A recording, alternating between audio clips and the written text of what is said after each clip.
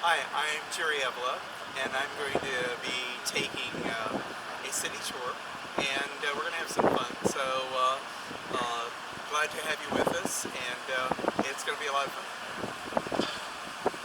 Up until 1957, the main industry for San Francisco was the shipping industry.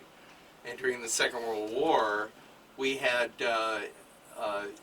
a lot of ships bringing in supplies and goods for the war effort, and they were building ships in the bay system, and shipping was really the main industry for San Francisco. And then in 1957, the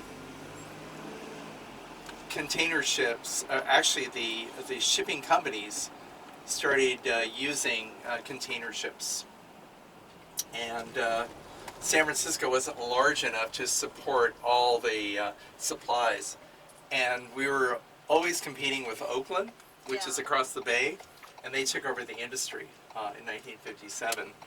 And you know what San Francisco had to do? We had to reinvent ourselves. So at the end of the pier, on the side, and they were entertaining people. And it's still they're still opening up as long as you have open outdoor seating and stuff, which is good. And the area at the end there, you just look down, and that's where the sea lions are on little platforms. And, yeah. So, and you're right on the wharf. You can actually take a walk over there. They're probably still there, but you can smell them. Yeah, you can smell them. Yeah. It's like Monterey. Yeah. My interpretation. You want to hear my interpretation of a sea lion? Yeah.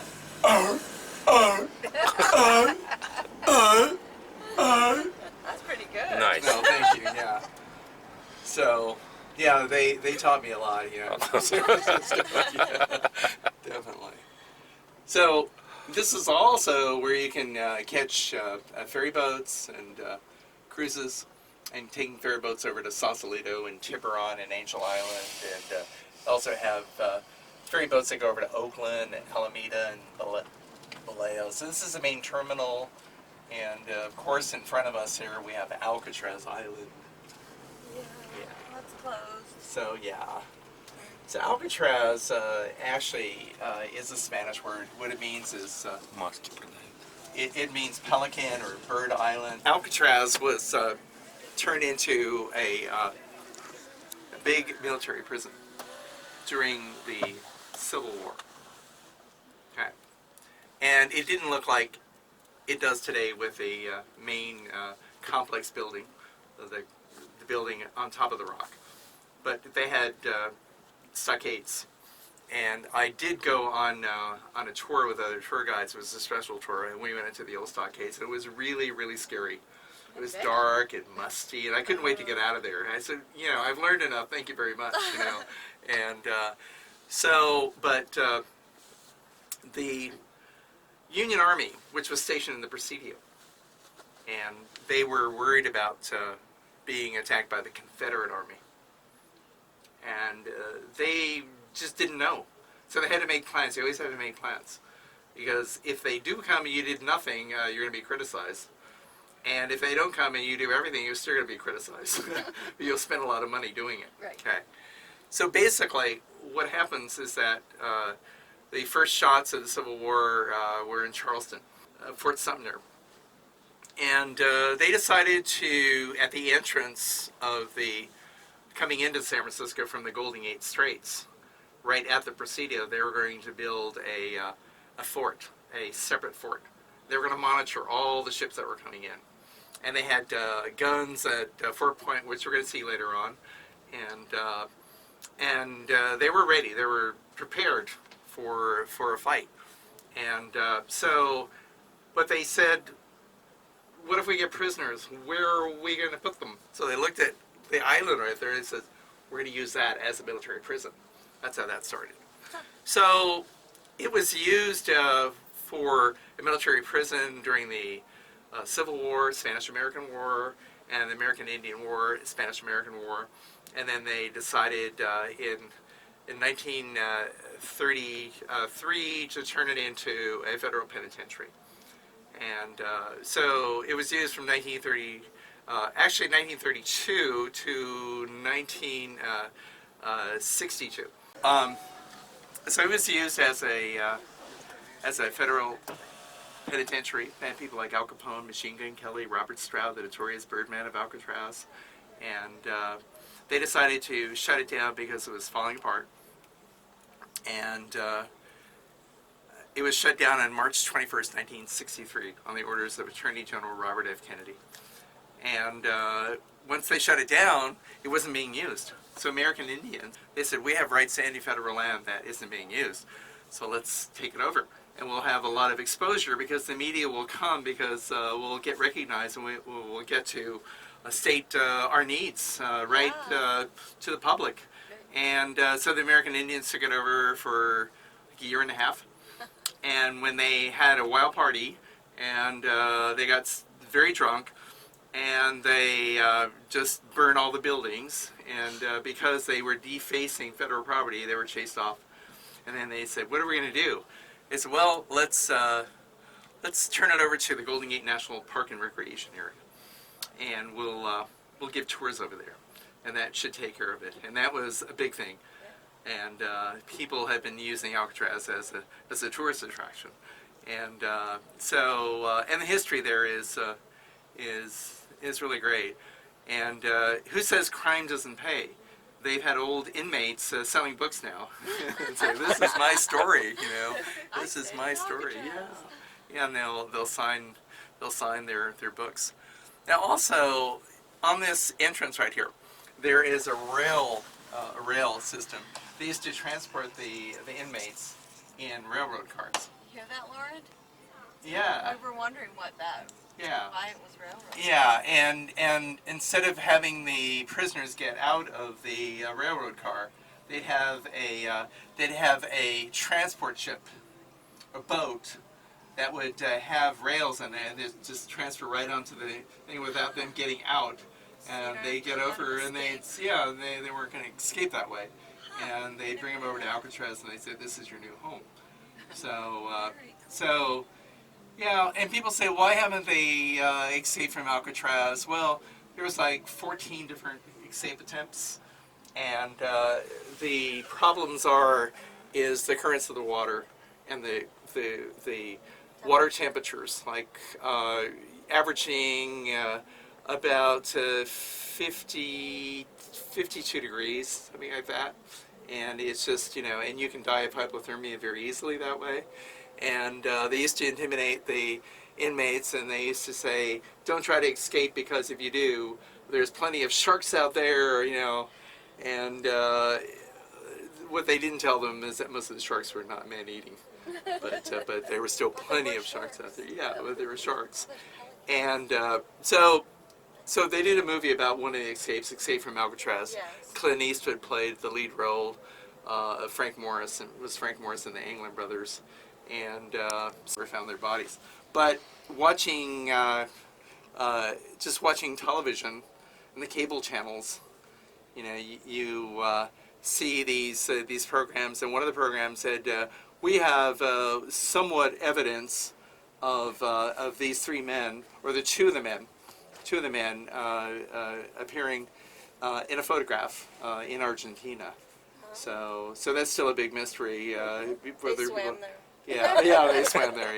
Yeah. But their escape was interesting, because what they would do is that in preparing for the escape, they worked in different parts of the prison's internal system. Like some worked in the barbershop, they got hair for, some worked in the medical facility, so they could build a cast of a head. They put the hair on it, and then they put blankets over, and during bed check, that's what they saw, so they had time to escape. And some of them worked in areas where they had rubber materials, and they built floating devices and stuff. And they said they don't know, they don't have any evidence in there. So it's a big part of the tour when you go over there. They were building ships in the East Bay, Yeah. And there were 2 ships they had on display for people to look at that actually did service during the Second World War. One of them was the Jeremiah O'Brien, which is a huge Liberty ships, and Liberty ships brought supplies and goods into war zones. And the other ship was the USS Pompanito, which did service in the Second World War. So if you look out in the bay, you'll see the big island there. That's called Angel Island, and that's all protected today. That was the, it was known as the Ellis Island of the West because Chinese immigrants that wanted to become Americans and to work on railroads and work very hard to become Americans, they processed into America right there on Angel Island. And that's why there's no development there, because it's all part of the Golden Gate National Park and Recreation Area, which is pretty vast. Their claim to fame is they started making sourdough bread here in 1849. And they're still using the same starter culture that they started using. It was originally from Mexico. And they guard that with their life every single day when they lock it up. And so they say it's not only the starter culture, but it's the salt air that gives it the extra sour flavor. Yeah, it is. If you look on the right side there, it says Mechanical. It's the Mechanical Museum that's usually open. And what they've done is that we used to have a big amusement park along Highway 1 on Ocean Beach. It was called Playland at the Beach. And it was an amusement park from 1924 until 1972 because of places like Disneyland. They said, oh, they're going to put us out of business, so they shut them down. And they brought all the mechanical devices like the penny arcade in there. So if that was open, that'd be kind of cool. You go in there. It's not a penny anymore. It's like $1. Yeah. And these machines come to life, and they are very entertaining. This is the heart of the Fisherman's Wharf area, and I've got a lot of family members who fished off of the coast and were fishermen here in San Francisco, because I grew up in the Italian district, North Beach, which is right next door. I just watched a movie. It was a Tony Curtis. It was called Midnight Story. It was all about Fisherman's Wharf and the families of North Beach. It was really neat. It's something that I found on YouTube, and I said, wow. The most popular restaurant, there's like 5,000 restaurants in San Francisco. Skoma's in the back there. Yeah. They usually do about $11.5 million worth of business every single year. I never used to mention this. People say, where is there an In-N-Out in San Francisco? And I said, oh my God, really? But they're accepting applications for $18 an hour, and if you're really good, you're $20.50. Wow. So who said burger joints aren't paying well? Now this next section here is called the Cannery Building. And one time they were canning peaches for the Del Monte Corporation. And when tourism started really taking off as the main industry, they said, forget about canning peaches here. We're going to turn this into shops and restaurants. And one of my favorite hotels, I went to their grand opening party here at the Argonaut Hotel when they opened up. It's a very nice hotel. So they have just renovated things. And it was a huge fire. I remember about 20 years ago. Yeah. Everything burned out except outside walls. Yeah, no, it's true. To the right side here, we have the Maritime Museum. You can visit old historic ships. See the ferry boat right there, the Eureka? That's one of the largest of the ferry boats. They used to bring people in from like Sacramento. Wow. Think about how large the bay system is. You can, once you enter San Francisco Bay, there's interconnecting bay systems, and the water system goes all the way to Sacramento Delta. People used to get off the ferry boat, and they used to bring their cars. And can you imagine having a stick shift in San Francisco back then in like 1935? Can you imagine? And having a hill like this and, well, good luck, we'll shift it into gear. Things like that. I learned how to drive a stick shift. Yeah, I had to because my father says, you're in San Francisco, you're going to learn on a stick, otherwise I'm not going to teach you. I said, okay, just don't get mad at me when I'm messing up. So, but anyway. So that three-masted ship back there? Yeah, that's the Balclutha. What is that? Is it? Can you Yeah, go in it? yeah. You can, if it's open to the public, you could actually visit that. They used to bring in supplies and goods and stuff, and they used to bring in supplies from Alaska and the north. So the Balclutha. This is where the cable car turnaround is right now. I guess cable cars aren't running. No. Yeah. No. That's terrible. No. Yeah. So, the cable car system was started to deal with hills like this. And you know what the transportation was before cable cars? Horses. And horses didn't do very well on these hills. I bet. They would slip and fall and break their legs. And there was a man visiting from England. His name was Andrew S. Holliday. Mr. Holliday had a business. He put together a system called the wire rope cable device, and he sold it to bridge builders, and he sold it to miners that wanted to get things in and out of a mine shaft. And so he said, I think you need my wire rope cable device, and he got San Francisco to put it together, and the cable car system has been running since August 2nd, 1873. Yeah, there's the Balclutha right there. It's a much better look at the Balclutha right there.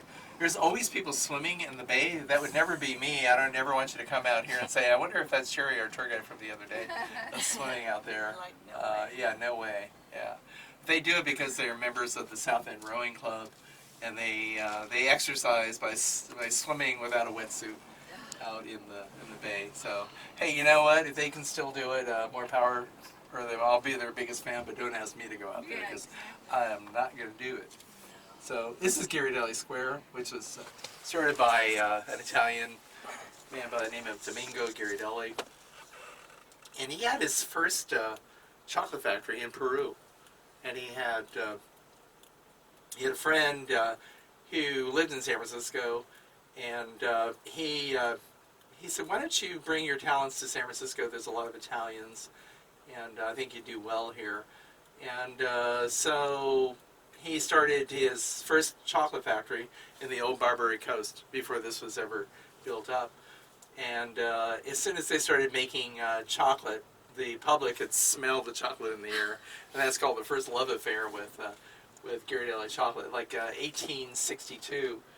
And then Domingo's sons decided that they wanted to expand, so they bought this property, the whole block, and they had this running as a chocolate factory in 1889, and it ran as a chocolate factory until it was sold for tourism, and it was sold to the Golden Grain Macaroni Company at the time in 1963. They're the same people who bring you a product called Rice-A-Roni, which they marketed as the San Francisco treat. Yeah, kids with their little masks on. Go ahead, go on. And they, of course, you got to hold the rope here. Yeah, they're so cute, adorable. Yeah. But they relocated the chocolate factory over in the East Bay in a place called San Leandro. Well, this is Galileo High School. Oh. Galileo High School it's one of 10 public high schools in San Francisco. And it was opened up originally, and it's still a functioning public high school in 1922. And two famous sports figures came out of Galileo High School, and I'm sure you know them both very well. And one was a baseball player, and his name is Joe Dimaggio. Oh my God. And he had brothers Vince and Dom, and they all played for the San Francisco Seals. And Joe was signed by the New York Yankees, and he was having the greatest hitting streak ever, and it still hasn't been broken today. A 56-game hitting streak, which has not been broken at all. And he also married Marilyn Monroe, which was big news event. And the other person, we know him well for good things, really good things, and really bad things. O.J. Simpson. And I don't have to tell you too much about him. Yeah. So how many people were in your class when you graduated? When I graduated, I'm just guessing, kind of. I think there was like 150. That's all? Yeah.